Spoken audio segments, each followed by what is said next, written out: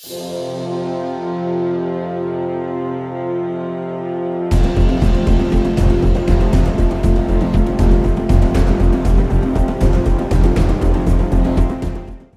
everybody, and welcome to week 14 of the NFL season. This is Chalk Talk, where we go through fades, the plays, the chalk, the what chalk to fade.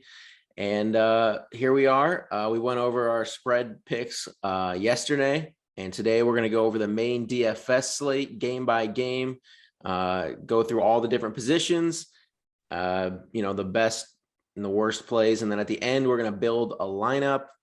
I feel like we've been doing pretty, we had Russell Gage in there. We had Godwin. I feel like we had some really solid plays. The lineup didn't go in. It would have been great if we submitted a lineup. Who else did we have it? I feel like we had some solid plays in there. We didn't submit it? No, Alex because Corey usually has been the one to submit it. It was a long week. It was I was traveling, and I forgot to put it into the a $3 tournament. So yeah. Well, this week we won't make that mistake again. But we'll put it in the Millie Maker for us. So okay. Every week. Let me get a couple bucks from everybody. On me. Oh, okay, nice. All right. Well, we'll start off with this first game. We have Seattle at Houston. Kind of a middling game total here. But we'll start. A lot of the points are going to come from the Seahawks. Yeah. Well, Nick, what are your plays from this game? Well, I think since Russ has been back and kind of been himself, we see him favoring Lockett. I don't know if it's because he runs typically shorter routes. He runs a lot of slants across the middle, things like that. So he's been getting a lot more work than kind of the DK long ball. However, I think this might be the game to play DK. His price is down a little bit. And Russ is, I think, 4 weeks back. So he should be feeling a little bit better now. We saw him kind of have a great game last week, and, he's coming back into himself. So very confident against, this Texans team who's, just a mess. We don't have to touch too much on that. I think every week we say, you could play Brandon Cooks, but I'm not going to say that this week, even though Seattle's defense is terrible. The only person I might even play is a DK and Russell Wilson stack. I think that could be kind of a fun one against an easy defense. They're still gunning for the playoffs, so I think they're just going to go for a blowout win here. Alex? Yeah. I mean, those were my two plays here as well. I think Russ under 7K is great value, because I do think that last week kind of showed you that he's back into Russ shape, or at least trending in the right direction. Those first couple games were like, this dude is not healthy. He's for sure still got a messed up hand. But last game, he was throwing the ball a lot better. A couple of nice passes to Lockett downfield. So, yeah, I think Russ and Lockett or Russ and DK are a great stack here. Houston, please give me none of. Yeah, pretty good stack for a 12K total. That's pretty nice. Yeah. Well, it's more like 13 and some change, but math is hard sometimes, Nick. But so I got you, Corey. I'm interested to see what running back is going to play for Seattle. So obviously Russ and the receivers are the Corey, do not tell me you're even considering Adrian Peterson. No. I'm not. Put him in, coach. He's ready to play. No, No, baby. I am not. I'm not. You're not allowed. That's their guy. They signed Adrian Peterson. We're in win now mode. I know. I'm not going that route. Here's the thing, though. As Pete Carroll gives his running backs a million touches. So there's that. You know how many yards Adrian Peterson had? Like 16 carries, and he had 11 carries for 16 yards. Okay. That's their win now running back. Okay, he was also just signed to the team. I didn't even say Adrian Peterson's name. You are, because you said the Seahawks running back. I was thinking more Alex Collins. If Alex Collins was a healthy and active. No, he wasn't. Yes, he was. He was a healthy last game. He I'd hasn't- rather play DJ Dallas, if we're being honest. He had a couple of good games. I'd rather last play year, Travis remember? Homer. Yeah. I'm just saying it's an interesting Like pick. a 5-way committee there. I know it is, but we've talked about it, till nauseum that you have to be different on some slates here to win money. And if I feel like it's a trend that you had on these shows where it's like the first. I like where Corey's going with it. Travis Homey, by the way, he's French. PB should put some respect on his name. He put up 19 points last week. Oh man, Okay. Travis. he also scored a The R is silent. Yeah, it was a 60-yard fake punt touchdown. That The was show's all good already points. off the rails. Points That's are points. That's what wins All the right. slates. All right. Well, I'm just Okay, saying, back to- First game on the slate. I was just There was saying, a Not a hand Steelers early. game I remember not too long ago, and the first play you gave was like, I swear it was like it's sweet. it was like Sweeney, James Washington was like, what are these plays? And Okay. here we are, first game, and you're on those Seahawks running backs. Well, the Houston Texans are one of the worst teams against the run. So I'm just saying, if they're going to run the ball at some point in time during the game, not going to throw the ball 100 times. So if it's just interesting to follow what the trend is with injuries there in Seattle, it's just a thought, to pay down a running back somewhere against a really bad team. It's again, just a thought. So that's the only Was other that a play. thought? So I'm asking you, will you be playing if they announce Adrian Peterson the starting running back this week, which he will be because why wouldn't he be? Are you playing Adrian Peterson in any lineups? I will play him in one lineup in like a 25-cent tournament.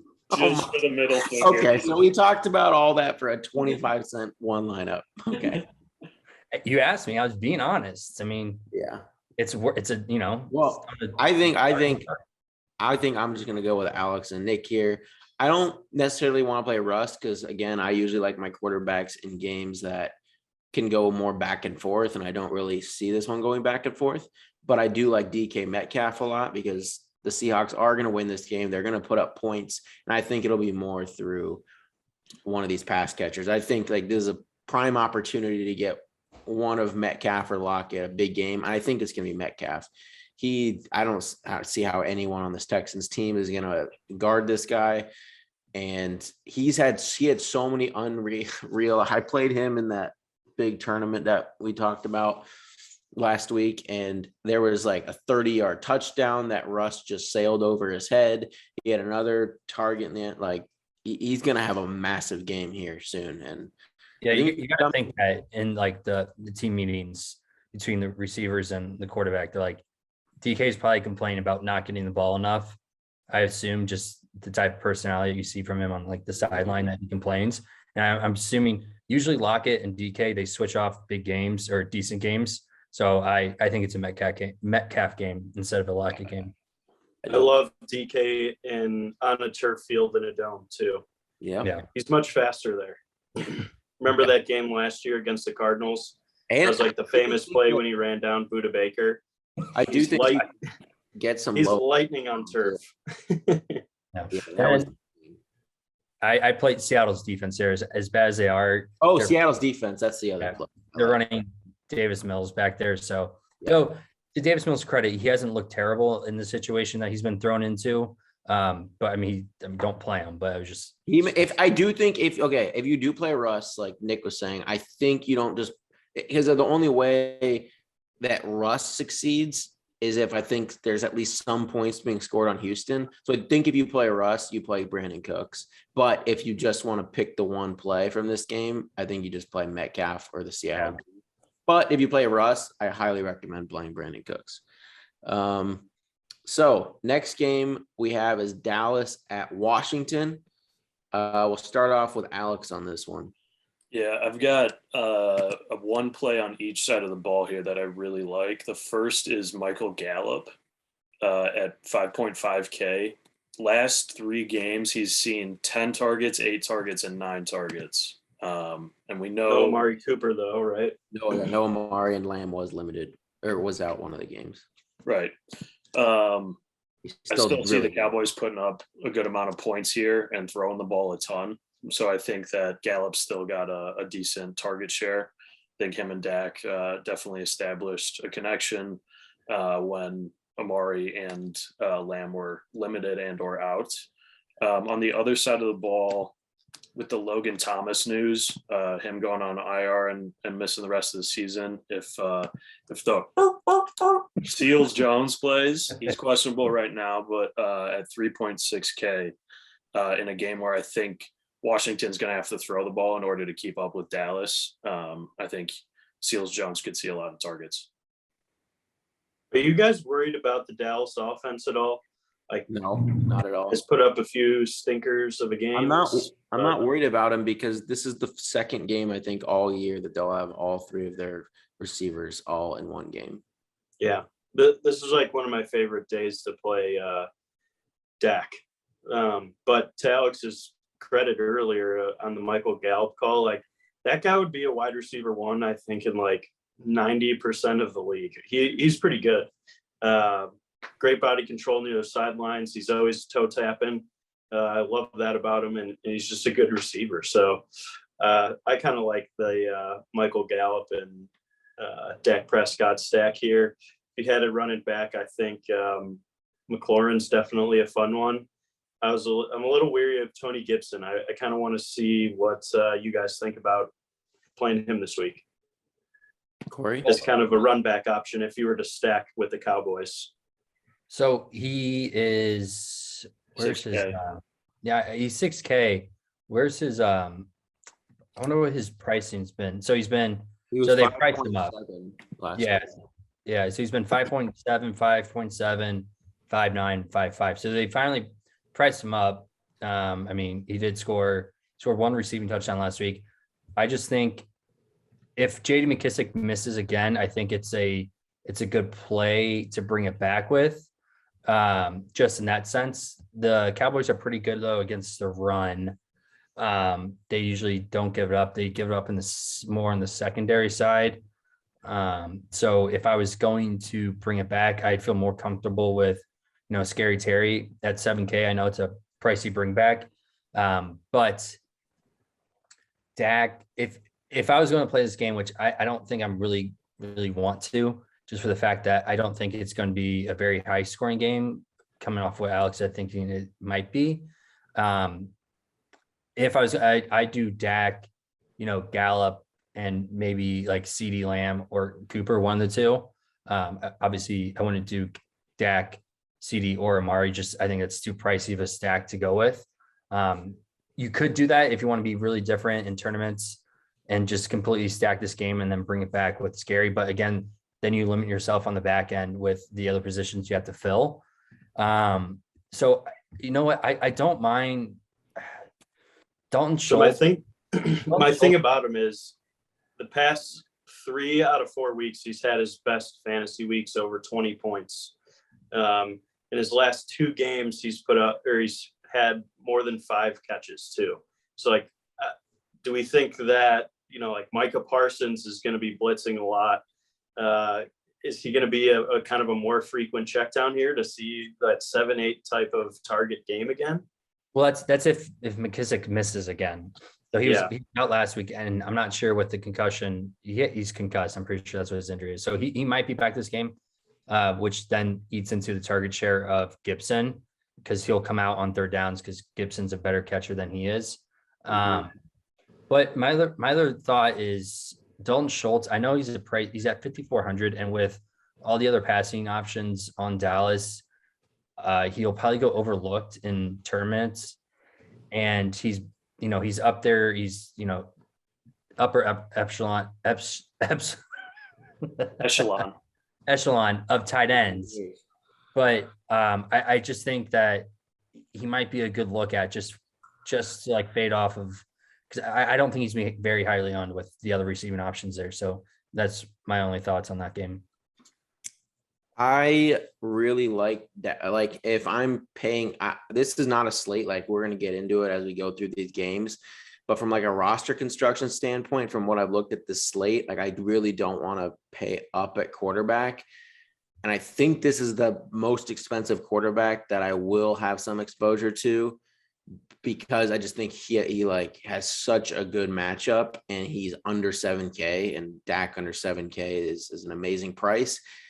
Second game, I believe, all year, he's going to have Gallup, Lamb, and Cooper all available. Dalton Schultz. He has all of his weapons available against the worst secondary in the NFL. And I think my favorite matchup is CeeDee Lamb. The Washington has been torched by slot receivers all year. And when Gallup and Cooper are active, that's where Lamb primarily has played most of his snaps. I mean, we saw Renfro just dominate them this past week. I think Cole Beasley earlier this year had like 11 for 100. Like they're really, really bad against the slot. And I think Amari Cooper is probably my next favorite, just because I love Michael Gallup, but getting Amari Cooper at basically the same price as Gallup, I just will take Amari over him. So yeah, I'm going to have plenty of, and I think because Cooper is cheap enough, you can get away with like a Dak, Lamb, Cooper, and I think Scary Terry is my favorite run back. I don't like Gibson as much. He's a little bit better, like we said, if McKissick doesn't play, but yeah, the Cowboys are much weaker against the pass. And then this is the third, or like top three, along with the Bills-Bucks game and the Chiefs Raiders game. This is like one of the highest paced games, and high pace, you get more plays run in the game. And, the Cowboys have like they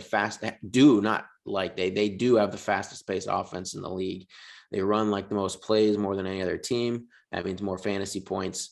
So yeah, I'm Dak's like my favorite pay up quarterback this week.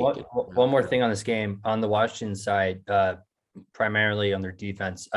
Sweat is going to miss this game. He's coming off injury reserve, but he just landed on the COVID list as well. So that's one of their key pass rushers they've been looking to get back to help them with this playoff push. So if they're not getting that pressure on the tackles from Sweat, Dak might have more time to throw the ball. I think Dak is just going to have all day. He's going to be able to sit back and just feast on the secondary. And Washington's got to play catch up. So, and if you don't run it back with Scary Terry, Ricky Seals-Jones, like Alex mentioned, is yeah, he's my second favorite run back, because it does give you a little salary savings, and he runs so many routes when he's out there. Like Washington loves using their tight end. The only other issue I have, if this game gets out of Washington's hand, then Dak is not going to be throwing the ball as much, and he could be. Yeah, that's the worry in this game. You're right. Yeah, so that's why I kind of steer away from Dak, just in that sense. But yeah, but well, you're right about that. That's the one worry that I would have playing Dak, but he sets up so well here. So yeah, now we'll go ahead and get into the next game. We have Jacksonville at Tennessee, divisional game here. Corey, that's your Colts division, so go ahead, start off with you. Who do you like here? I mean, to be honest, Trevor Lawrence at 5,100 is kind of an interesting look. We know Tennessee is really bad in the secondary. They give up, a lot of yards to receivers. The only issue is the receiving core for the Jaguars is, nothing to write home about. I mean, Laviska Shenault is 4,300. You got Marvin Jones at 45. So that would be a cheap stack to play in this game. And I think that, if Lawrence is going to have the breakout game that everyone's been waiting for, and why he was taken number one, this could be the game that he does it in. I'm not entirely sure though. Just, I don't know. Vrabel's a pretty good defensive coach, and I just get scared that, we might see the Trevor Lawrence from last week that just looked sporadic. He looked like a rookie quarterback. So I don't really think there's many plays from this. I mean, Julio Jones coming back from IR, he's 5,400. He's desperately needed for the Titans this week. Their offense has been bad. Tannehill's been bad. So that's really the only other play I would have, besides, maybe sprinkling Trevor Lawrence in here and there. But Whoa. Oh, sorry, Was that- that was a phone call. Who was that calling you there? That was potential spam. It gets you every time. Yeah, but I okay. So kind of like Jacksonville defense. It's the second cheapest on the slate. And I don't think Julio's going to help all that much, if we're being honest. So kind of coming out of the streets of Jacksonville, there's, some frustrations coming out of the locker room from Trevor Lawrence, kind of standing up for James Robinson, not playing enough. I thought that was kind of interesting. So I guess him and Urban Meyer worked it out, but that would kind of make me want to play James Robinson this week if it wasn't for the fact that Tennessee's fourth against the run. So I don't really like any offensive players in this game, is my conclusion. But I do kind of like Jacksonville defense a little bit. I love Julio in this spot, coming off the bye and with fresh legs. He's all they got. Exactly. On top of all of that, that's all that they've got. You're right. And Vrabel's good off of a bye. We talked about it in yesterday's show. This Jacksonville defense is absolute. I mean, maybe a pick here for defense for them, in a low scoring game potentially, but I just don't think that defense is very good. And I think Julio's going to see 10 plus targets and against a Jacksonville defense who I couldn't name a single player, let alone corner on there, whoever's going to be matched up against them. So Julio and Josh Allen dirty. A linebacker, dude. They're not going to put a linebacker up. Well, okay. Josh Allen I could name, but it'll probably be Miles Jack if they had to play a linebacker in coverage, but yeah, they're not going to do that. No. So yeah, Julio would be my one play here. This is like my favorite cheap quarterback because, this, like I just mentioned the last game, this is a slate where there's not a whole lot of value at the running back position, especially not really. I mean, we're waiting on some Mike Williams, Keenan Allen news that we'll get to in a couple games, but there's so little value. And I do think this is a week to pay down at quarterback. And so this is going to be one of my favorite tournament quarterbacks of the week. They played earlier this year, and I think he paid off his salary. I think he had like 22 DraftKings points somewhere in there. And the Titans are, bottom three against receivers, have been bottom three against quarterbacks. And Trevor Lawrence has played really good defenses this year. He's had one of the toughest schedules against passing defenses. So, that kind of probably helped sharpen his skills a little bit. Now he gets to face one of the easiest. And so I think Laviska Shenault is my favorite pairing with him, but you could get like a really cheap stack with, like, you could do Lawrence, Marvin Jones, Shenault, and then Julio is my favorite run back. There's no one else on the Titans. And I think the Jaguars are better against the run than the pass. And so they're going to be like, the Titans are going to use, like, Julio's obviously back. It was his hamstring. He's been out he's been out like 6 weeks. So, he should be good. And, Julio, if you can get 10 plus targets out of Julio, that's hard to fade at 5.4K. Yeah. 5.4K. That's really hard to fade. I think he's definitely my favorite run back on the Titans. I think you could even get away, like, if you like that little narrative Nick had with James Robinson. Trevor Lawrence has, vouched for him and said he wants him on the field and stuff, but you could get away. He catches passes. You could do a little Lawrence, Robinson, Laviska stack, run it back with Julio. And so that's I'm going to be building a lot of different Trevor Lawrence lineups this week. My favorite pay down option. James O'Shaughnessy, I have to briefly mention him just because he still runs a lot of routes. Like, let's see his targets here. He had 6 and 5 since Dan Arnold went down, and he had 8 in week 1 against Houston. Like, when he's their primary guy, he gets targets, and for 2.9K, that's not bad. So I'll sprinkle him in some as well. But next game we have Las Vegas at Kansas City. Big divisional game here. We'll start with, I don't know, we'll start with Nick on this one. I actually don't think this is going to be that high scoring of a game, even though we've seen both these offenses kind of explode throughout the year. I just don't typically like divisional matchups. I think Kansas City always plays really good defense at home for whatever reason. Like that's when they show up. Must be mama's home cooking or something, but I don't love anyone on the Raiders. Like they didn't really do very much last week with Waller gone. Hunter Renfrow did okay, but didn't have the breakout game we were all hoping for. Could you imagine being one of those Foster Moreau fans, placing him in a lineup last week? I think he had like 0 points through 3 quarters. That was such a good. We called. Well, cash game. You played him because he was going to be like 80% owned. So even if, like I played him in cash games and I still scored like 187, and he didn't burn you because everyone else played him too. So that's where I kind of prefer to play the leverage plays.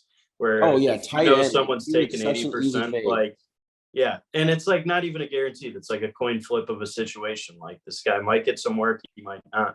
But whenever a cheap tight end, like just for anyone, whenever a cheap tight end is going to be just the absolute chalk of the slate, everyone's playing him. You just fade him in tournaments. You play him in cash games, you eat the chalk, and then in tournaments you just play 0 of them. That's how you get your leverage, and that's what worked the last week. And we said pay up. I just paid up for the wrong tight end. I said I liked Kittle, but I just preferred Pitts, and that's where my big mistake was. I just in my lineup, I still scored like 165 in that $555 tournament, and if I just played Kittle over Pitts, I would have made like $1,300. But you win some. But anyways, on the other side of the ball for the Chiefs, I think we see the Raiders actually have a pretty good pass defense. We see them lining up with 2 safety sets. So it makes me not like Tyreek Hill here as much, but it does make me like Travis Kelce a lot. And this is actually one of the games that I'm comfortable paying $7,400 for him, because I think they're the absolute worst team against tight ends. And we know it's in either a Tyreek Hill or a Kelce game. Few and far between where they both blow up. So I have a strong hunch about Kelce this week. Alex? Yeah, this is I love the Mahomes Tyreek and then running it back with Renfrow stack here. Just some quick stats on the last time these two teams played in week 10. Mahomes, 406 yards, 5 touchdowns, 0 interceptions. Tyreek, 10 targets, 7 receptions, 83 yards, 2 touchdowns. And then Renfrow had a decent game too. I think it was like 9 targets, 7 receptions, and a touchdown. I do think this is a high scoring game. It feels like every time these teams play, at least one of them gets into the 30s. And so the other team is inevitably going to be throwing the ball back. So that stack there is one that I like here. I am totally fine as well. If you want to roll with Kelce instead of Tyreek on that stack too. Nick, I think he could eat as well for sure. Corey? Yeah, I agree with everyone talking about Kelce here. The last time, like we said, Patrick Mahomes threw for 5 touchdowns. That was in Vegas. Now they're at home.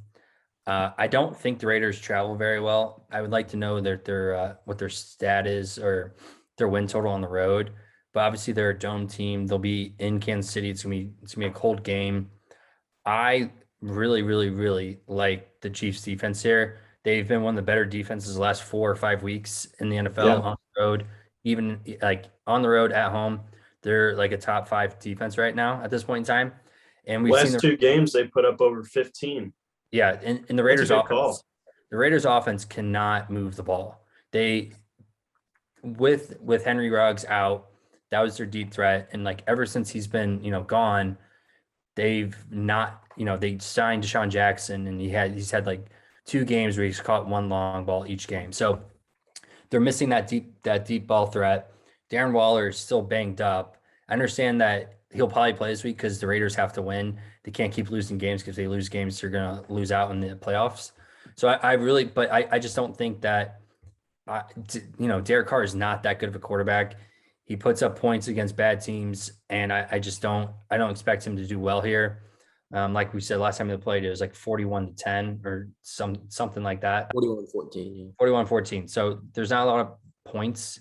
So I'm kind of expecting the same thing. Another Kansas City blowout.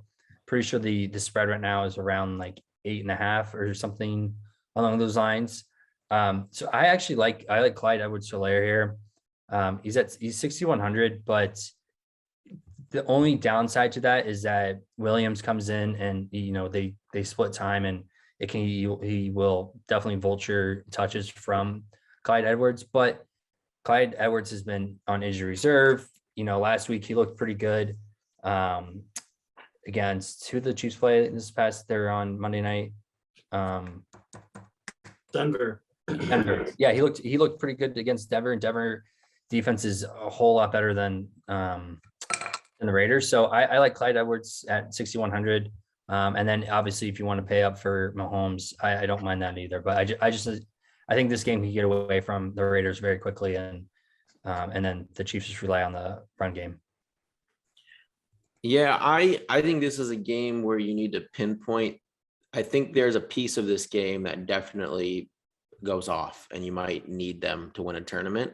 But I just can't pay for Mahomes at 8K. Like, I love Mahomes, and I just think at 8K is just too much on this slate specifically. In other slates, sometimes the 8K is worth it. But the way that you construct lineups on this slate is just too expensive. And I think my favorite piece that I think could go off is with Nick. I think Kelsey's the piece. The Raiders, they play a lot of too high safety. Well, every single team that plays the Chiefs plays more too high safety against them than any other team. And that's why you've seen Tyreek.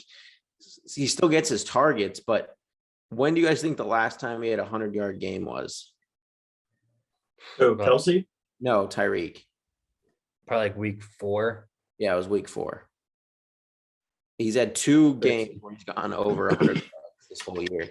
But I think that's more because Mahomes has regressed this year. But no, it's because a lot of teams play too high safety. They know what the Chiefs have done in the past. Because when you look at Tyreek's targets, I'll go through his targets since week 4. Like, he has not had 100 yards when he's had 11 targets, 10 targets, 11, 18, 9, 12, 13.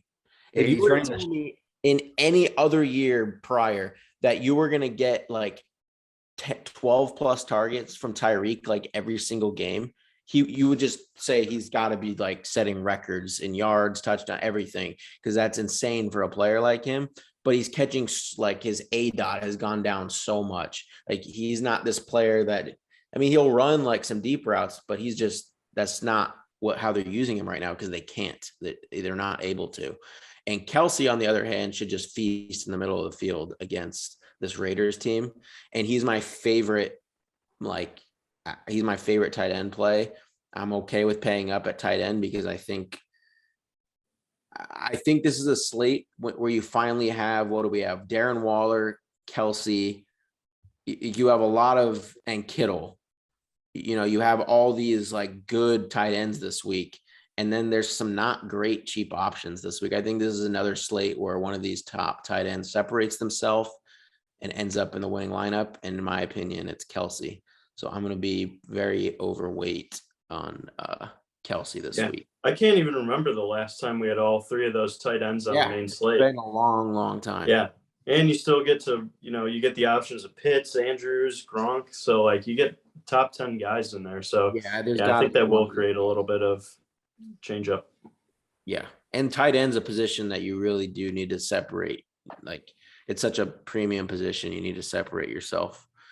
And when those cheap tight ends dud out, having like a Kelsey that puts up potentially 30 separates yourself so much.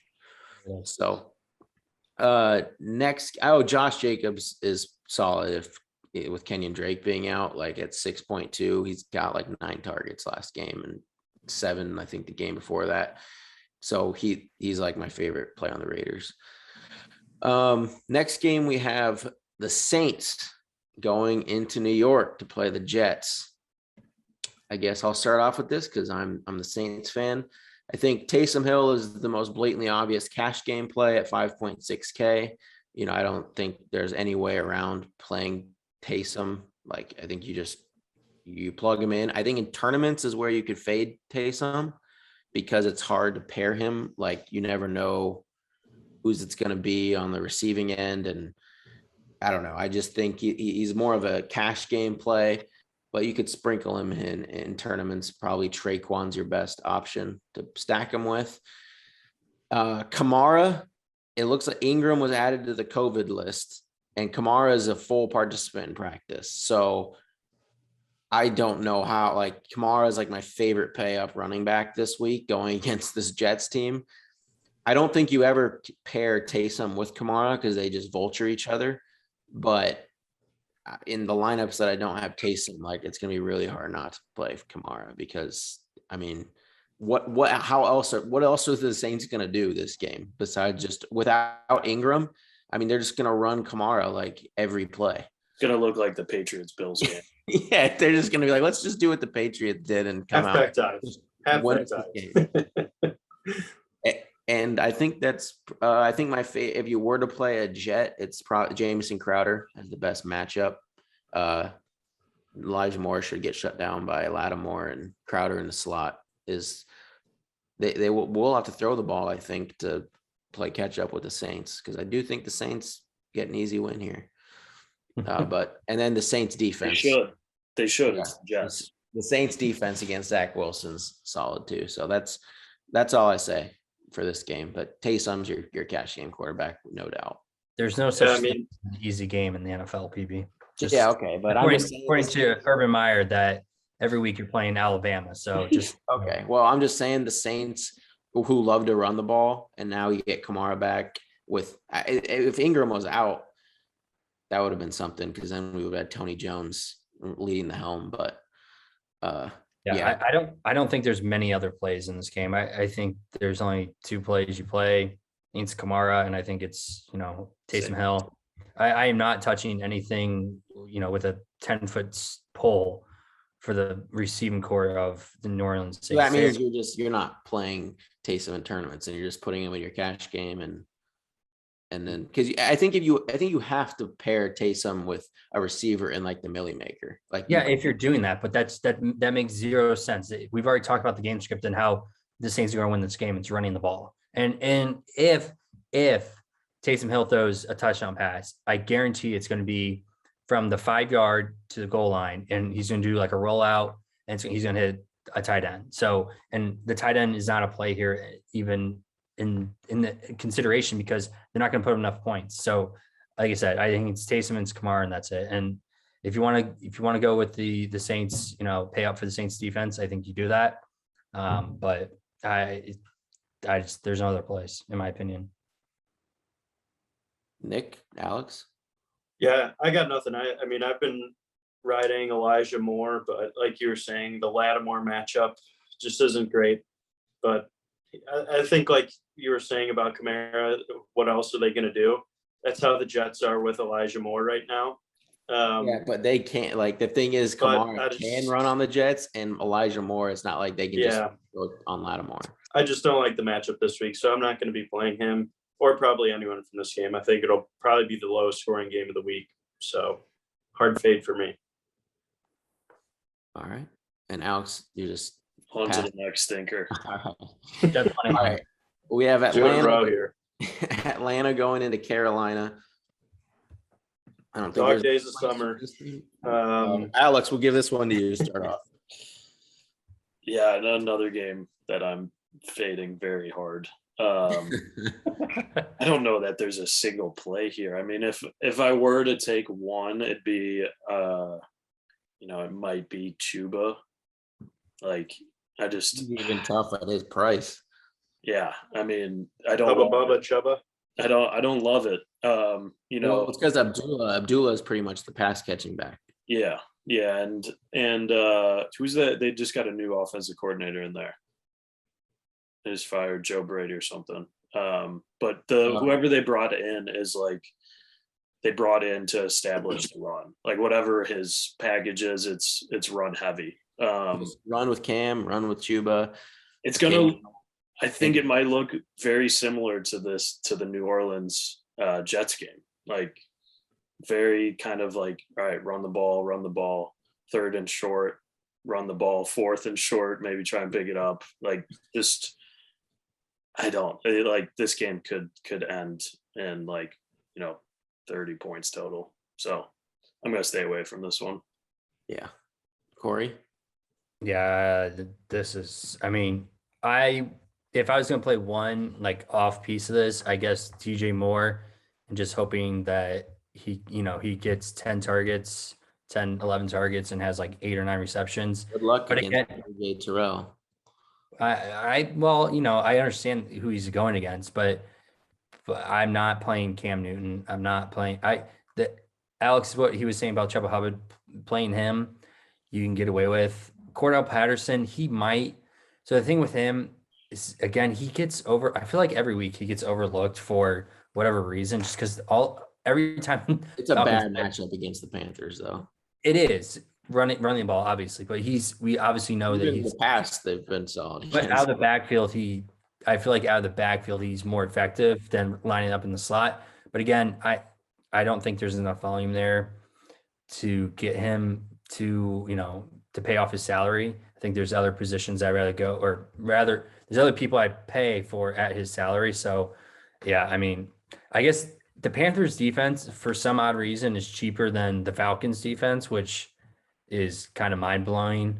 Especially if you, well, okay, for that. Oh yeah, that reason. But these offense both struggle a lot. So I think that I'd rather take the home team defense here, and I believe a low scoring game, like a 21-17 game, and maybe the Panthers defense get pick 6 here. But other than that, I don't like anyone.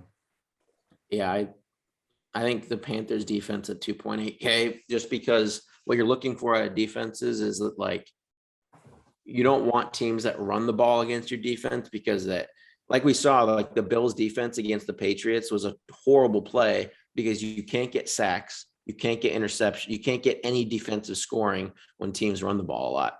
You want to target defenses that pass the ball a lot, and the Falcons are always one to target because Matt Ryan throws the ball a ton. So, and then that leads to more sacks and pick sixes. So I think the Panthers defense is like the only play in this game, really. Like there's nothing else I think of. Yeah. So next game, we have Baltimore going into the Brownies Stadium. Nick, what are the plays? We are rested up. Our run game is going to come back strong. We got to get back to the Browns brand of football that we all know and love. Okay. For whatever reason, they just didn't play Kareem Hunt last time we played the Ravens, like a week ago. It makes no sense. It's why we lost. Wake up, Kevin Stefanski, and play Kareem Hunt. And that's who I'm going to be playing this week in fantasy. He's just got so much potential and skill. Obviously, Nick Chubb's going to pound the rock inside, but I just think that Kareem kind of gives us that like X factor that we're going to need. It's win or go home, and that's when Kareem does his best, playing for his hometown Browns. So give me Kareem Hunt. That's it. Corey? Man, I really wanted to play just all of Nick Chubb. Like, I know we've discussed earlier in the year, PB hates playing Nick Chubb, especially when Kareem Hunt's healthy, because they each touch the ball like 15 times each, running the ball depending on the hot hand, and that's who they run with.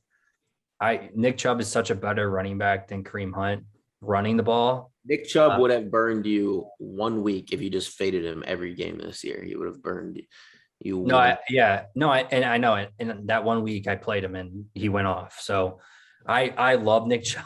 I love Nick Oh Chubb. yeah, he's great. It's just when Hunt's know. there, he's just not used in the passing game. I know it's so frustrating because he's a lot better in my opinion than Kareem Hunt. But Oh yeah, he's incredible. Hunt's a better pass catcher. No, I said as a runner. Oh But, yeah, of course, yeah. Better runner. So that's really what I mean. 7,600. You can't.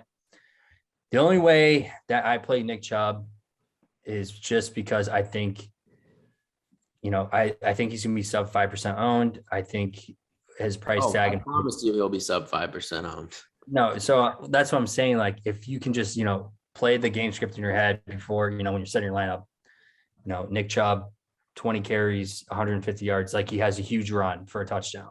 It's like 75. Okay, so 150 yards and a touchdown. He gets 2 touchdowns. 20. Oh, so yeah, that's the thing. The thing with Nick Chubb, with these guys that are more, they don't really catch the ball much. They have, at their price tags, they have to get you 2 touchdowns in order for you to pay it off. And yeah. So that's what I'm saying. So like, if you think he breaks like a long one for like 75 yards and then gets a goal line touch and he scores and, he has a really good game just in that sense.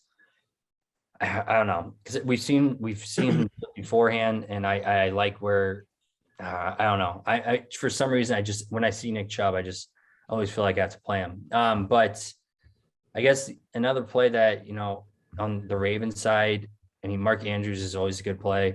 I still think that he's underpriced at what, for what his performances he's done in the past, especially the last game they played. He was like the only person targeted for the Ravens. And Marquise Brown had 10 targets. Okay, well, what is Andrews? He was Mark Andrews had 10 as well. So, and he had a touchdown. So I Andrews is another player that, I feel like a lot of people scroll past, but I'm not playing Lamar. I'm not paying for Mayfield either. Yeah. Nick, I have a question because your defense. Why do you think Marquise Brown won't do anything? Like, because he is the only one I'm really looking at. It's simple, and it goes down to the cornerbacks and who's going to guard him? They usually put Greedy Williams on him, honestly, which sounds kind of weird, but like they like play man with Greedy or with Greg Newsome now, who's like incredible, and he's like fast enough to stay with him. That's who they played on him the whole last game, and he had 8 catches, but he only had 51 yards. You can't. I actually think that the Browns cornerback duos of Denzel Ward and Greg Newsome will probably in 2 to 3 years be the best cornerback duo in the NFL. Like they're both really young guys, but incredible talent. The Ravens just have some of that speed because now with Watkins in there, like, he does enough to just like shake up stretch the field a little bit, and you still have Bateman in there. I don't know. I think if I were to play anyone from this game, it'll be very few lineups, but it'll be Marquise Brown just because he has the big playability. And I'm not. I think Mark Andrews, like he always beats us, like touchdowns. We're not very good in the middle of the field against tight ends, so that's definitely our weak point. And Lamar sucks at throwing, so shorter passes are probably better for that guy who just threw 4 interceptions against us the last week. So one other guy to toss in there is Jarvis. I mean, Baker's going to have to throw the ball to someone, and he had 10 targets and 110 yards or something when they played him 2 weeks ago. Like, he's on the field and runs routes every play. I think he had 93% snap share. So like he's on the field the entire game. Again, though, Njoku's out, so there's going to be some. I don't know. I think that might benefit Hooper more because we have Harrison Bryant and Chief Njoku out. Harrison Bryant's going to be out too. Yeah. So okay. I'll have a little interest in Hooper just because I hate playing Browns tight ends because they have it's like a 3-headed committee. But if it's just Hooper and he's really cheap, he has to be really cheap. He's 34. He does nothing, dude. Like he's like the only Browns player like I'm truly frustrated with because we gave him I think lot the of money. second biggest contract for a tight end, and like he just doesn't do anything. Like So the last time they played, okay, in games, even when they're all healthy, he gets like 3, 3, 6, 2, 5, 7. He got 3 targets the last time they played. Don't think he caught a single ball, but he got 3. The Harrison Bryant got 3, and Njoku got, let's see, he probably got like around 3. the only time they use him is like on He got 3rd 5. and 4. Yeah. So The only time they use him is like on 3rd and 4. And like that's it. It's like yeah, honestly, I think Hooper or Landry now go up on my list because they have to throw the ball. And yeah, I'm gonna probably have a little interest in Landry, Hooper with that Njoku and Bryant news that I didn't know about. So next game we have the Giants going into LA against the Chargers. I think there's some fantasy goodness in this one.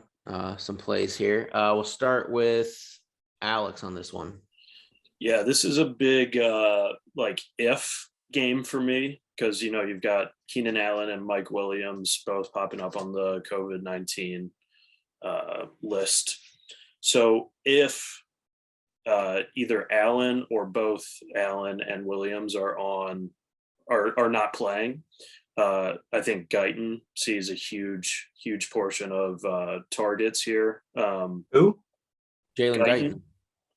Oh, It'll be like their never wide heard of him. receiver one pretty much. So even if let's say so then big if game, if both Allen and Williams play, I love Allen in the slot here. Was it Bradbury? Bradbury would probably be on Mike. He's gonna be on Big Mike if Big Mike plays. So that slot position definitely plays or will get a bigger target share because of that. For that same reason, I love Herbert in this game. I think that I know his price tag's a bit expensive at 7.1K, but he's been putting up numbers these last couple of weeks, kind of really coming on, and things are clicking again. They had that mid-season lull, but seems like they're getting back on the right track. And then last little piece on the Chargers that I like is, their defense at, I don't even care what it's at, 4.3K against a Giants team who is starting Mike Glennon or Jake Fromm. I think it's from State Farm. Jake Fromm, State Farm. Yeah. Yeah. So give me Chargers defense. I'll pay 5K for them. I don't care. Like just 8K. Give me Chargers. Yeah. Cooper Cup prices. Give them to me. Yeah. Or Nick, do you have some? Yeah, I was just gonna say I kind of like Eckler this week. If they don't have their main receivers, they're still in the playoff hunt. Like they're gonna try and put up a lot of points. So I actually don't mind playing Eckler or Saquon here for 6K. The offensive line for the Giants it's just so disappointing because you see Saquon at $6,000 every week and you're just like, oh, I have to take it. And it feels like a trap, but I'm just going to keep doing it until it pays off. And like, once the one game that it does happen, I think this could be it because they're just going to have no passing attack. Chargers are amazing against the pass. So like, he's going to be their only option. So I like Eckler and Saquon to carry this game for both sides. Corey? Yeah. Interesting. So again, going back to the Charger side, if Keenan and Mike both miss, you can go down to Joshua Palmer. He's going to obviously have to play, and he's a rookie receiver for the Chargers. He would have to. What? You have to play. What do you mean? If Mike. No, yeah, that's what I'm saying. Like, so he's the fourth receiver there right now, anyways, and he sees snap time. Yeah. They drafted him for a reason. Rookies, they flutter up and down. And I think a lot of people would probably be more on Guyton just because that he is the third receiver there. He does see more snap time than Palmer. It is an interesting look. The other two plays, I really love Eckler. I have been on Eckler all year. His price tag is 8,200, and I think that if he's cleared to play, he has a banged up ankle right now. So I assuming that he will be playing, he will take the role of like, the second or third receiver coming out of the backfield for Justin Herbert. I really do like Justin Herbert as well. I know we talked about paying down for quarterbacks this week, but 7,100 Justin Herbert, last year he was in talks for MVP. He's done 27 touchdowns this year. I think, this is another spot where he could blow up. The only other issue that we run into here is where the point's going to come from the Giants. And I don't know if it's going to get there to, have him get to his ceiling game. So with that being said, if you're not going to play, if you're just going to take a couple pieces from this game, looking at Jared Cook or Farham Jr., the tight ends for the Chargers, I think are both in play as well, especially if Mike Williams and Keenan Allen both miss. Very good. Sorry, I tried to put that eggplant up there when you're talking about Eckler because I love Eckler this week. I think he's the biggest beneficiary to big eggplant energy. Yeah, big eggplant energy. with Mike Williams and Keenan Allen out, he would become then possibly my favorite running back play. I just don't see how he wouldn't get 10 targets in that spot against the Giants, along with them just wanting to run the ball against a very weak Giants run deep. Like Eckler would just feast without them in there. And I think that I don't think it would be a lot of leverage because he'd be popular. But if people are playing Guyton, they might just say, "Oh, I got my Charger. I don't want to play another Charger." I don't think Herbert's the play because I don't think the Giants can keep this close. So but I think Jared Cook would become the cash game tight end if Mike Williams and Keenan Allen are out because his target volume would go up, and at 3.2K, he would probably be the best points per dollar tight end play. I would assume. So, yeah, I think Guyton. I think, it would open up the slate for cash games where you would then be able to pay down. But I hate the cheap receivers. I always hate the chalky cheap receivers. So I would play 0 of Guyton in tournaments if he was like the cash game play. I would just fade him completely, just like I did Moreau last week. Yeah, this might be like a 25 to 30 point game for Eckler. I really do. I love Eckler here. If Mike Williams and Keenan Allen are there, I'd still probably prefer Kamara to Eckler for my expensive running back. But if they're out, then Eckler would trump Kamara for me. I think Saquon is worth a discussion because I know he hasn't looked himself, but he just has these random bursts. And if he just breaks a long one, like he'll be in a tournament winner. And since he's come back, he's gotten 6, 5, and 9 targets with these quarterback they like checking down a lot more. Like they don't go through the reads. They stop. You're gonna look at one read and then they drop. The problem is, the Chargers, like they're gonna want to probably. Usually we've seen the Chargers defense like sell out to stop the pass and force you to run, but in this case, they're just gonna be like, okay, we'll just sell out to stop the run, and we're gonna force you to pass on us because he's from. So I like Jake Fromm coming out of college, but this is not the spot for him. No, and then you're not a scout. The Chargers defense is Jake Fromm. Come on. Yeah. I do like Tony kind of just as a player, not really in fantasy this week, but I think he's going to be really a good receiver. Yeah, I like Tony. He's very electric. All right, next game we have a couple more games to get through. We have Detroit. Well, we don't have to spend too much time on this game. Detroit play at Denver.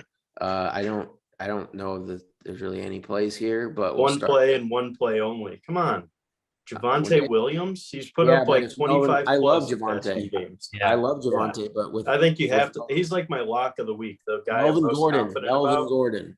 Melvin Gordon's still there though. He can play. He's back. Yeah, he'll probably be back. Oh, that's devastating news. That's what I'm saying. Like Javonte would have been in 100% of my lineups if Gordon. he still might be. He might be sneaky though, because even if Gordon is quote unquote healthy enough to play, like how much will he actually play?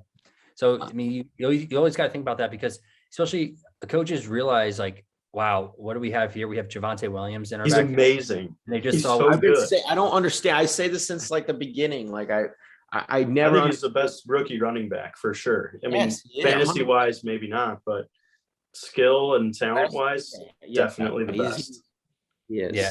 He's The 100%. only another play, man, the receiving core for Denver Broncos is so good, and I Yeah. want to like grab like Jerry Judy or Cortland Sutton even cheaper. Cortland Sutton hasn't had a good game this entire year. His target since Judy came back just took a massive dip. I know it's a huge dud, and I think they just paid him too. So I think teams who usually just pay players want to get him involved to show why they paid him. So I like Cortland Sutton at 5,300. I think that It's a team to do it against. it is. It's just Teddy Two Gloves. This is the only problem. Like I can't wait till they have a good quarterback next year. They're gonna get either Rodgers or Russell Wilson, I think. So I'm just gonna fade those receivers until next year. I think Broncos are gonna be a great play.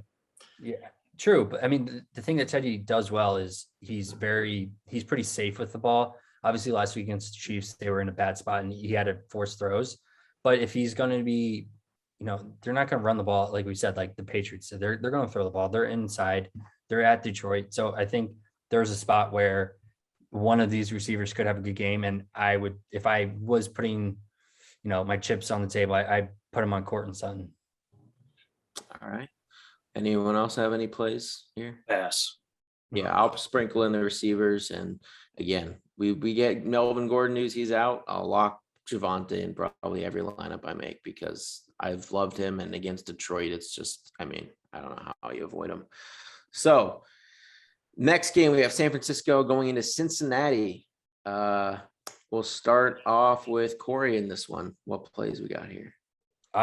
This is going to be, so obviously from everyone that we've looked at, a lot of people are expecting for a high scoring game here. And for the most part, Debo looks like he's going to be back at 8K is quite a bit, though he is fifth in the league right now in receiving, and then plus his rushing upside as well.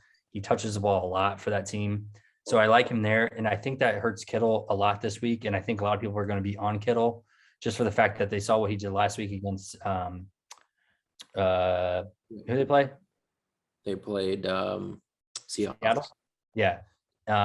Even though they lost that game, Kittle had a massive game. He had 30 points. So, and with, the hurt running backs for the 49ers, Elijah Mitchell's banged up. He's in concussion protocol along with his knee.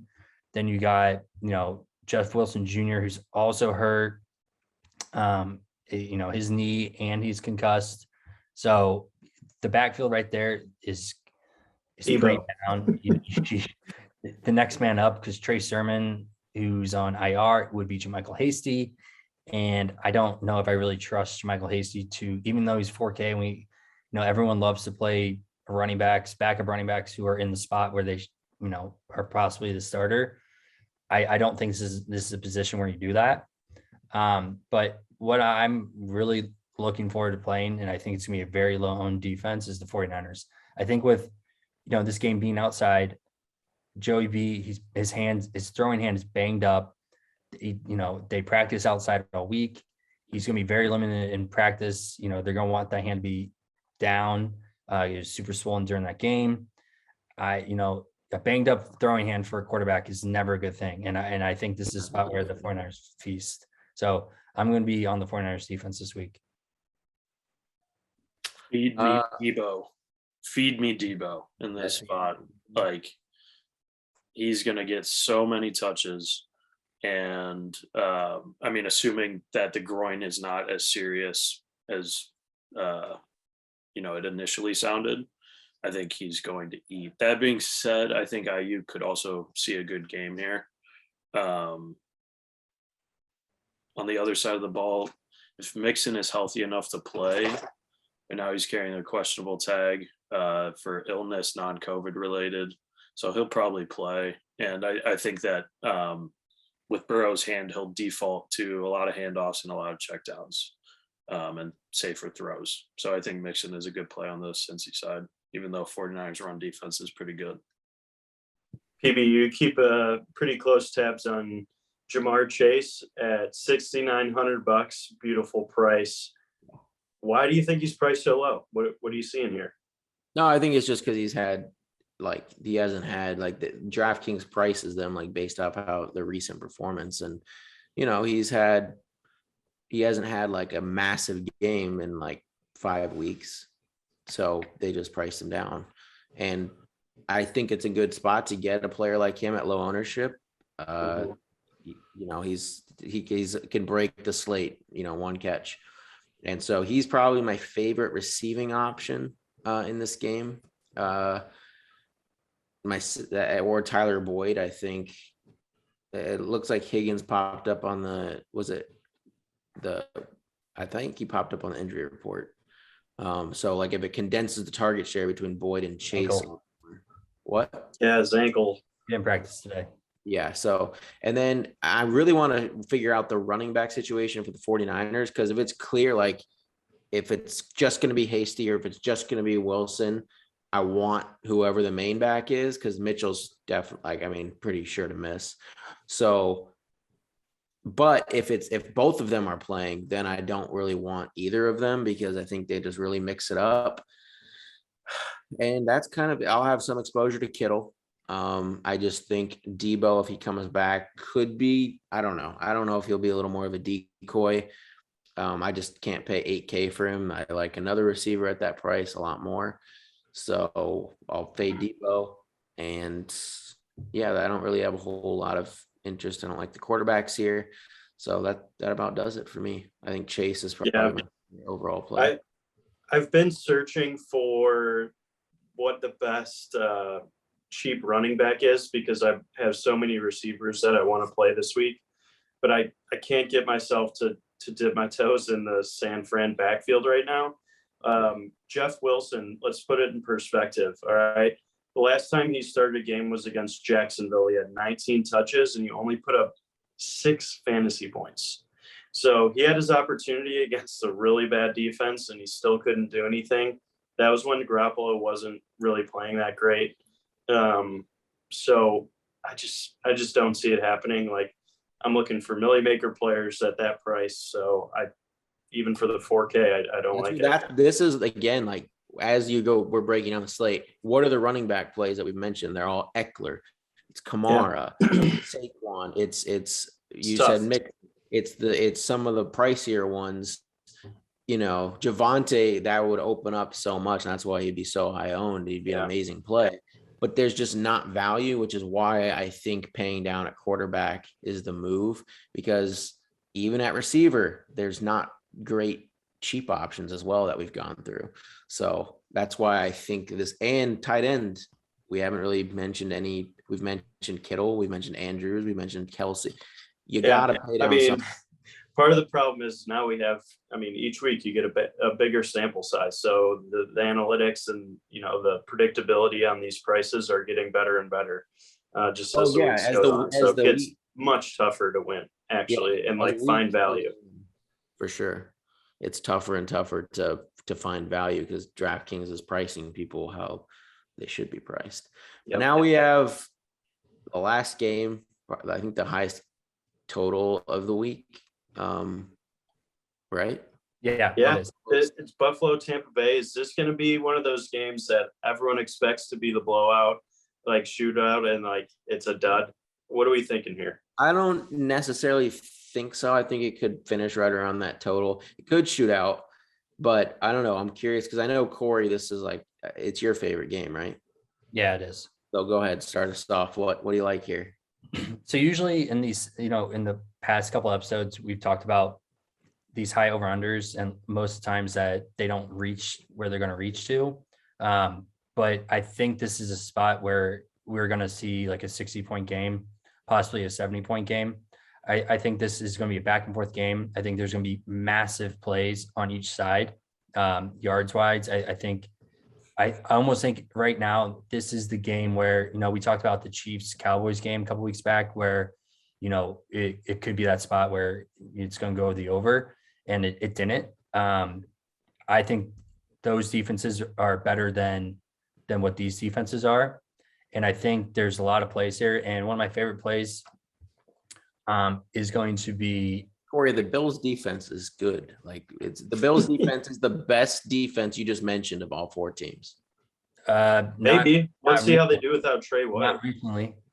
Yeah, they're without Trey White. They're without. Okay, hang on. Let's Look at look the at what. Let's look They at the can't stop- They have points. the best run Let's- defense. Second Let's best just look against at the let's tight just look end. at the points the Bills have allowed. They have allowed 14 points to the Patriots, 6 Okay, points. okay, wait. No, you can't play that game because that gets taken out of perspective because of the weather. That game does not count. True. Okay, 6 points against the Saints. Okay, the Colts 41. Now let's go. Jaguars 9, Jets 17, Dolphins 11. Look at who. Wait, time out. Look who you're naming 20. off. You named off the bottom two Terrible teams teams. in offense besides the Colts. We have one of the best offense right now, and they hung 41 on them. And Jonathan Taylor had 5 touchdowns and ran for a career high of 183 yards. Okay, that's an outlier. Okay. I'm just saying but that I'm just okay. But listen, who you named the Jags, the Jets, the Dolphins. Where's the points coming from on those teams? We've already talked about how bad those teams are on offense. Now they're facing Tom Brady and a high potent offense who puts up 30 points a game. This is a spot where, and then on the other side, the Tampa Bay Buccaneers can't stop the pass. They're terrible against the pass. the Buccaneers defense is atrocious. So is the Bills as of lately. They're not good right now. So give me Leonard Fournette at 7,400. I think he's going to Go pay go 7,400 for Lenny. Go ahead. I will, because look at what the Bills couldn't stop the run when they knew the run was coming last week. Okay, but that's not what. When you have Tom Brady trying to set MVP records, I don't think their game plan here is going to be. Fournette's been doing amazing. Yeah, I mean, Fournette's been one of the, okay, you have to think Put up about it. 50 points against Indy. Listen, you have to think about it like this. This is Tom Brady. He has a big game here. It's just going to catapult him way into the lead for the MVP spot. Okay. He's not going into this game because I don't think the coach doesn't call shots. It's Tom. When has Tom ever played for accolades? Yeah. That dude's going for. He's been rings, doing and it that's all year. What are you talking about? They're on. He plays fourth for the and one. Super Bowl. I mean, he Yeah. plays Dude, at an elite All level, year but they're he's not been playing feeding. for accolades. He's been playing for MVP since week 1. They'll be They on play the to win. really against the Colts, he didn't. late into the 4th quarter when they're beating the Bears by 30. Why is Tom Brady throwing the ball in hurry up offense? Why? But it's different. Because Bruce Arians hates the Bears guts because they didn't hire him back in the day, so he just sticks it to him every time. No, but Tom Brady could at any point say, you know what, this isn't worth. He said he's trying to set records. He's doing it every game. He throws late into games. He has all the throws on records 4th and 1. What? He doesn't need to set any more records. He He's has all the trying to records. chase MVP this year. I don't care what you say. It's been obvious. It's blatantly obvious. He's chasing. But he also wants to win games. So, and the best way to do that, in my opinion, is to attack the Bills on the ground right now. And Tom Brady will pass Tom the Brady- ball so many times here, Tom Brady's going to have granted, he's going to throw the ball a lot. and he's not going to Fournette- succeed either. Leonard Fournette is very good out of the backfield catching the ball. We see Yeah, he'll pass to Finney. I'm saying they're not going to run the ball like you think they are. I guarantee you, Leonard Fournette has a great game. So I don't understand how. Okay, so you like Kamara, you like Eckler. Where is this lineup that you're talking? I haven't heard you talk about these plays that are going to save you the salary. I don't know what lineup. I haven't gotten there yet. I know we're on the last game, but let's go through the lineup and All right. we'll talk about it. But before you rudely interrupted me here, I'm just saying, I don't understand your lineup right now. It's getting serious. I had a lineup build up before we started, and I was going, and I had perfect plays throughout it. So, Continue what you're saying. So you have you like Lenny. I like Lenny here. He's been a top 5 running back the last 5 weeks. He's been great. Okay, minus the Giants, but he's been a top running back this entire year. So I like Lenny, and then to bring it back, do Josh Allen or Tom Brady. Both are going to be I like Josh Allen more just because the Bucs defense is bad against the pass. So this could be a high stack where you go Diggs, Allen, and then bring it back with you can run it with Lenny, and then there's a lot of options here. That's what I'm saying. So play how you want it, but Lenny's one of my favorite plays this week. Hang on, I gotta try something. Before I do this, Nick, you go ahead here. I'm gonna fade this game just because I think everyone's gonna play it. So it's not my strategy this week. Could be a miss, but we'll see. If I had to play anyone, I don't like Leonard Fournette at that price. We'll just let that be. I do like Gronk though. He's consistent around 20 points. So yeah. Okay, Alex. Yeah, the only other guy that I'd mention is Dawson Knox, just because of how bad the Bucks are against tight ends. DraftKings has him at 24th, and he's not a cheap option, and there's definitely better plays I think around his price tag at tight end this week, but he is a little bit cheaper at 5K than those top guys that we're talking about. So I think that, he had a bad game last game, couple of drops, and obviously, you can't take anything, to stone here with that weather. But yeah, I think Knox is the only other guy that you guys haven't mentioned that I would make a note of.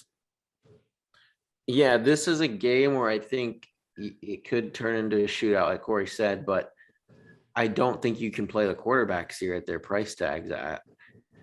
What would have to happen in order for that to succeed is this does need to score like 60, 70 points. And then you are somehow finding, because I'm just going to plug in, if you plug in Allen, Fournette, Diggs, you have $4,400 remaining per. You want to hear the lineup I just built just off the top of my head really very quickly? It probably has bad chalk receivers in it, but go ahead. Josh Allen, Fournette.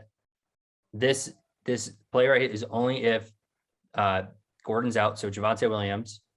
But he's gonna play, so don't play it because he's probably playing. He's like very, very likely to play.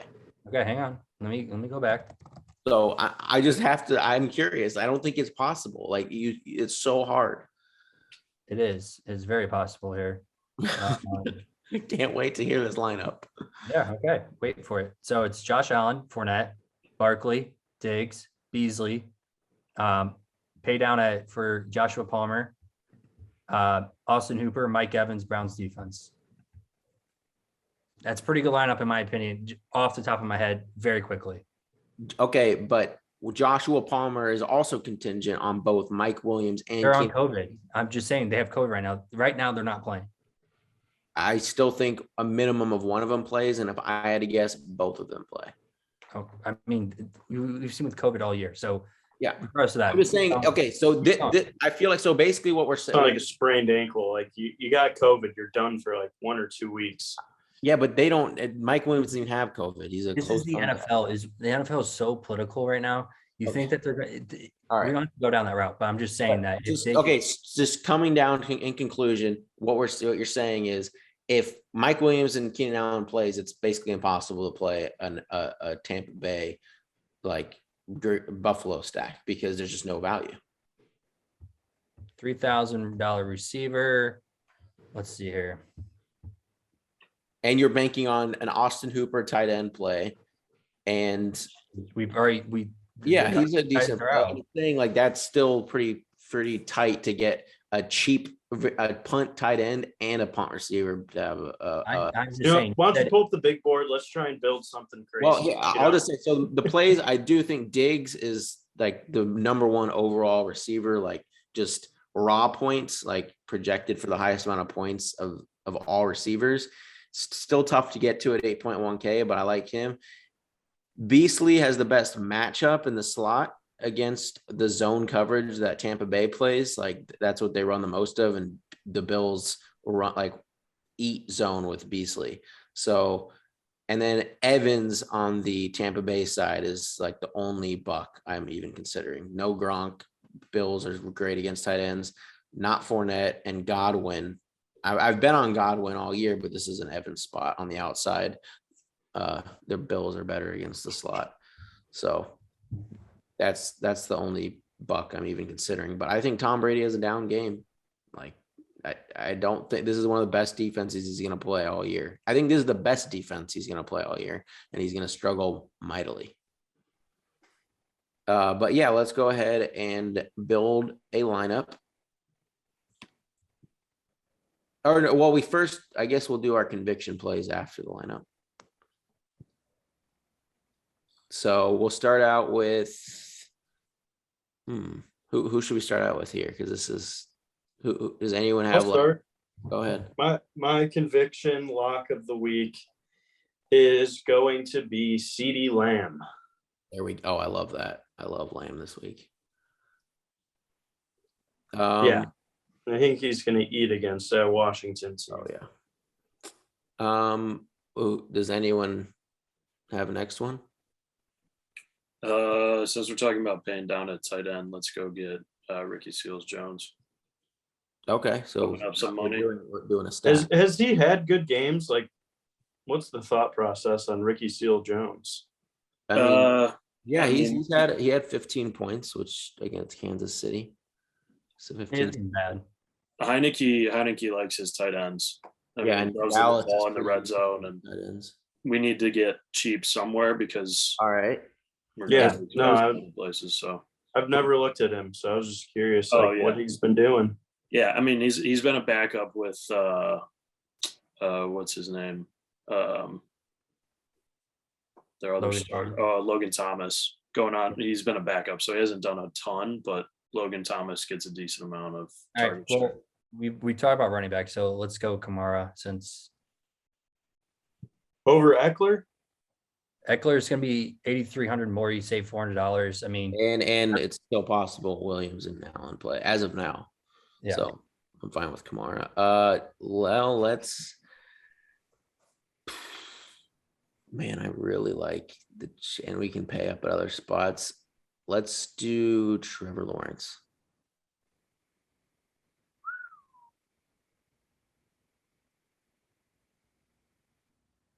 Trevor Lawrence. Well, what are we going to stack him with?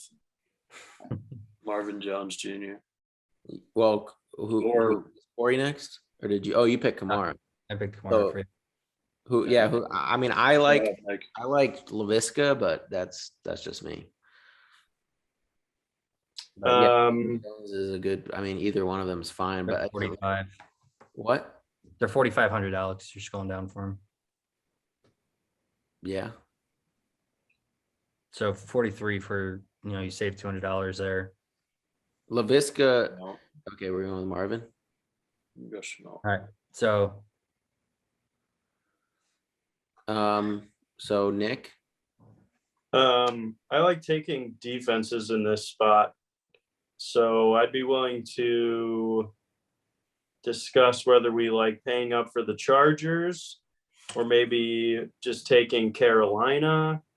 That's not bad. I kind of like Carolina is like pretty cheap, but I think still puts up a good amount of points.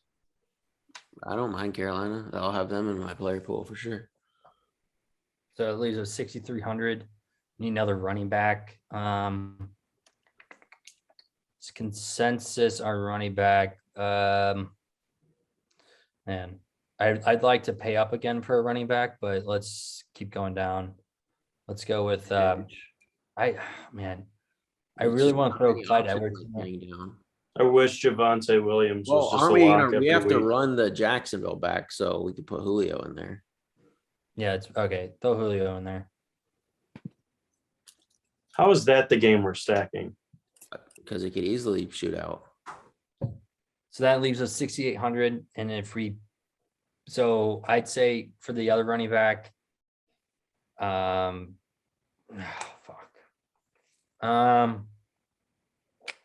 Anyone else have like anything to throw in for running back?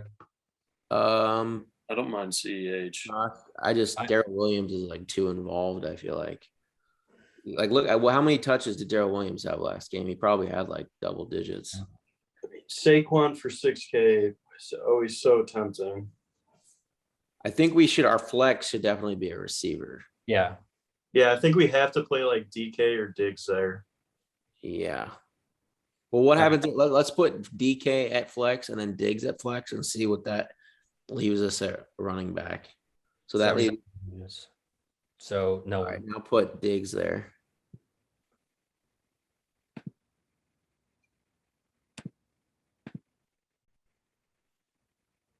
So 5,600. Yeah, we can't put Diggs there with. So I guess it'd be DK and then run it back with Saquon. Yeah, does that fit? Yeah.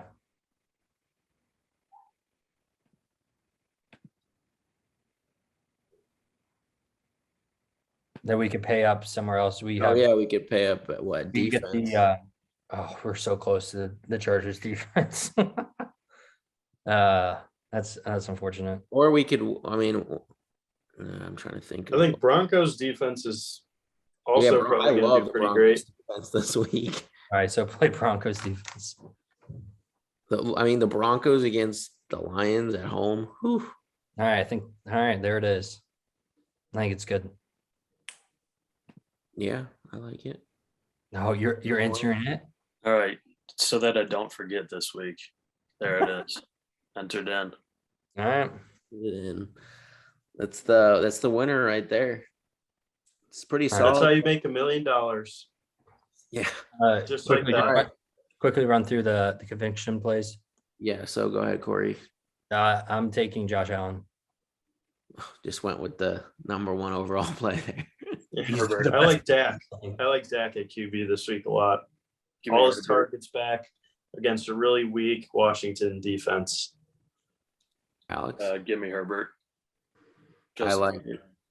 And this is just for the value. I just am convicted Trevor Lawrence has a big game here. Just But put him in our $1 million lineup. So yeah. Yeah. At running back, Nick, go ahead.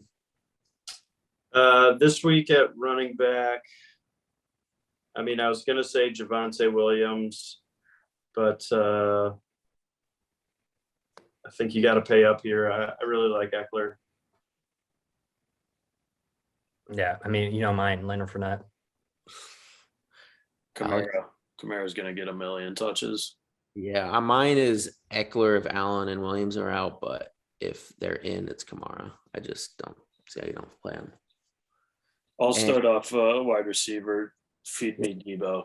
Said it before. I'll say it again. Feed me Debo. Okay. Corey, No, skip me. what'd you say? It Nick, says go skip ahead. me. I like DK Metcalf. I think he is probably the best game. Oh, I like DK. I'll go Lamb. Corey, I didn't hear what you said again. I said skip me because I just Oh, wanted to. I was so sorry. No. I'm gonna go with Julio just because I think the target's there for him. Okay. And tight end. Corey. All right, so Ricky Seals for Alex. Nick. I really like Travis Kelce in this spot. Corey. I'm gonna go with Hooper just for if everyone's missing. I think he has a good game. I'm going Kelsey too. He's my. I just am super convicted with Kelsey at the tight end spot. I mean, everyone could say Kelsey, but I got Well, but you can't because you are paying all these. You can't afford Kelsey, Corey. You can't. You really can't. Your lineup construction with Fournette, Allen, and you It can't. worked. Kelsey, you're not playing him this week. Well, okay, it's just one lineup. I'm going to play him elsewhere. Oh yeah, then you're paying down. You're gonna get Lawrence like me. Whatever it is, PB, you're just salty that I made up a pretty good lineup in 5 seconds with those players. So I didn't really like it. that was a pretty good lineup. But anyway, that's gonna wrap That was up pretty good. Palmer, Josh Palmer, and Austin Hooper is the value. Banking for 20 plus points. I'd actually like to change my lock tight end to Gerald Everett. Oh my god. Did you see those? I'm just kidding. Never played Terrible Gerald drop. Everett ever. Ever. That was so bad. But Like anyway, and subscribe if you like our show. We'll be review. back next week to see Corey and PB battle it out again. leave a review if you're listening on audio. Share as well. Tell your But friends. Tell that's your family. I'm gonna complete this full first week's episode of Chalk Talk and the rebrand. So we'll see you guys next week. Hope you guys win some money. Peace.